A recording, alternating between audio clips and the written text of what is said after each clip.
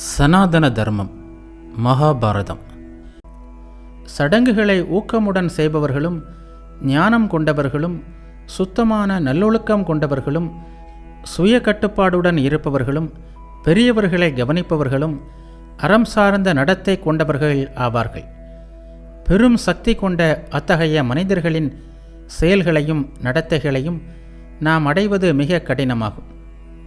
தாங்கள் செய்யும் நற்செயல்களின் மூலமாகவே ஒருவன் சுத்திகரிக்கப்படுகிறான். அதன் தொடர்ச்சியாக பாவம் தானாக அழுகிறது. நன்னடத்தை என்னும் அறம் அற்புதமானது, பழமையானது, மாற்ற முடியாதது, நித்தியமானது. இவ்வறத்தை புனிதமாக நோக்கும் ஞானிகள் சொர்க்கத்தை அடைகிறார்கள். தெய்வத்தின் இருப்பை நம்பும் மனிதர்கள், போலி பெருமைகளிலிருந்து விடுபட்டவர்கள், புனிதமான சாஸ்திரங்களை அறிந்தவர்கள், மறுபிறப்பாளரை மதிப்பவர்கள் ஆகியோர் சொர்க்கத்தை அடைகிறார்கள். புனிதமான மனிதர்களில் வேதங்கள் கற்பிக்கும் உயர்ந்த அறம், தர்மசாஸ்திரங்கள் கற்பிக்கும் அறம், அறம் சார்ந்தவர்களின் நடத்தை கற்பிக்கும் அறம் என 3 வழிகளில் அறம் வேறுபட்டிருக்கிறது.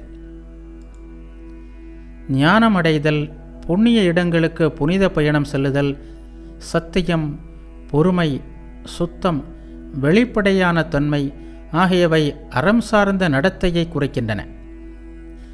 அறம் சார்ந்த மனிதர்கள் அனைத்து உயிரினங்களிடமும் எப்போதும் அன்புடனும் மறுபிறப்பாளர்களிடம் நன்றாகவும் நடந்து கொள்வார்கள். அவர்கள் எந்த உயிருக்கும் தீங்கிழைக்க நினைக்க மாட்டார்கள். அவர்கள் அஹிம்சையை மேற்கொள்வார்கள். முரட்டுத்தனமான கடும் சொற்களை எப்போதுமே பேச மாட்டார்கள்.